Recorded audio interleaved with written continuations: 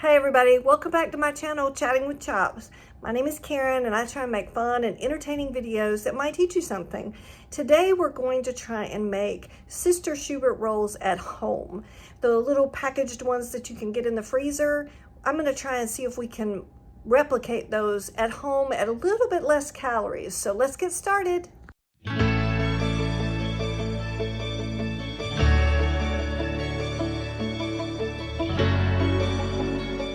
So the first step to make our southern yeast rolls, which is our Sister Schubert Copycat recipe, is to get our yeast ready. So what I've done first is I have warmed up some water to about between 110 and 115 degrees Fahrenheit.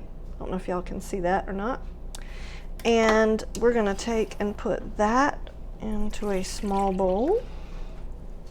We're going to take a packet of our Fleischmann's active dry yeast, a whole packet, and we're going to drop that into our water.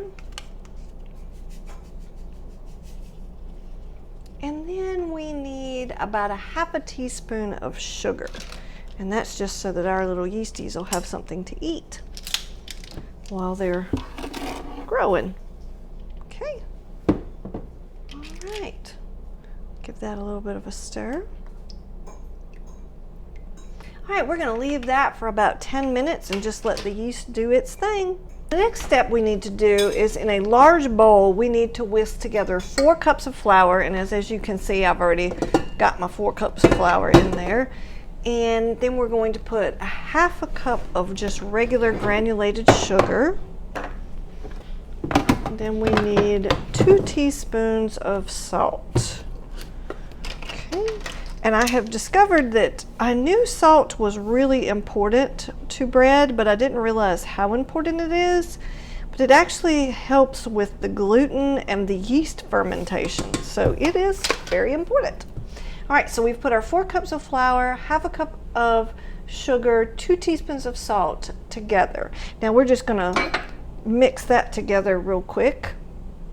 So I'm just gonna take a spoon and just kind of twirl that around a little bit to mix that a little. Okay. All right, and then we want to add in our yeast and water. And look how beautiful my yeasties have done. They have really done well. So we're just going to pour this in. There we go. I'm going to just give a little scrape to grab any of the little bit that might be left. All right, then we're going to add our melted shortening, which is 1/4 of a cup of shortening that we have melted. This is just vegetable shortening. I'm going to put that in. And then 4 tablespoons of unsalted butter. And I'm going to pour this in. I got all that in there. All right. And then we're going to mix that in a little bit. All right, now we're going to add our 2 eggs that just have come to room temperature. I always think it's a good idea about halfway through of what you're doing to kind of just give the sides a good scrape. And then we're going to add in our last cup of flour. All right, there's our last cup of flour, and now we're just going to incorporate that in. Okay, at this point, your dough should be really, really sticky, and you can see that mine is very, very sticky.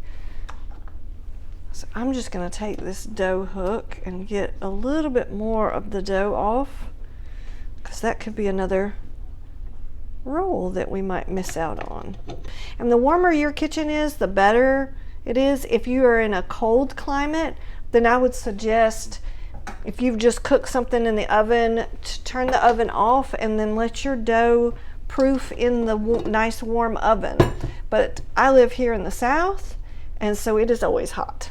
So we're going to take a nice clean towel and we're just going to put it over the top of the dough. And again, like I said, we're going to let it sit for maybe an hour, hour and a half, maybe 2 hours. Just let it rise really well. All right, so it has been an hour and a half and my beautiful dough has rose very nicely. So I've put a bunch of flour on my counter, and now we are about to put our dough on the counter. I want to make sure that your hands are good and floury, because this is going to stick to you. Okay, so we're just going to bring him out, and yes, he is very sticky. Okay. Now I want to sprinkle some more dough on top of him, and I'm just going to knead him a little bit so that I can, love how my dough has become a male. Okay. But yes, he's very, very sticky. Okay. And then we're just going to kind of get him flattened out. You can use a rolling pin if you want to get it out a good even thickness. So I feel like I've got him to a good nice thickness. All right, so now what I'm going to do, because the Sister Schuberts are square, so I am going to try and see if I can get some square rolls cut out of my dough here. So I'm just going to kind of tinker with this. And again, I try to always remind you guys, I have not made this recipe before. So this is the first time I'm making the recipe along with you guys. Okay. All right, and then I'm just gonna cut that off for right now. And then I think I'm just gonna try and cut them about the same shape. I know they're looking a little rectangular. Maybe I need to cut those in half. Give them a little bit more of a square Sister Schubert look. Okay.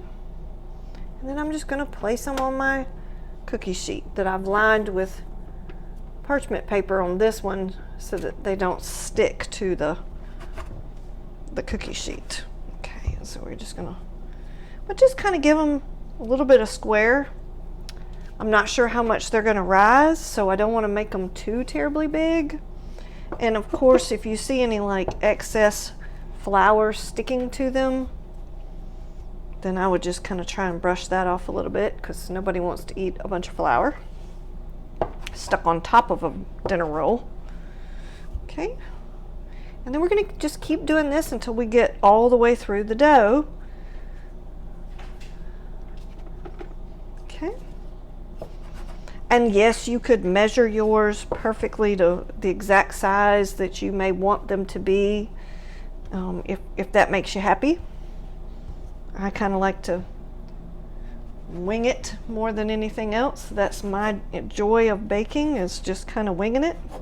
And again, I'm making these kind of small. I may experiment on one of the cookie sheets and make them a little bit bigger to see what that comes out. But if you've watched any of my previous bakes, you know I usually say, watch the size of what you're doing, because that will count on the calories and the quantity. So if you need a lot of rolls, then I would make them relatively small. If you need them for biscuits, or if you're trying to make them for sliders or something that you might need a little bit bigger shape for, then make them a little bit bigger. So we have made our wonderful little dinner rolls, cutouts. Okay, so now what we want to do is cover them up for about 45 minutes to an hour and let them do a second rise. So let's see how our little dough rolls look.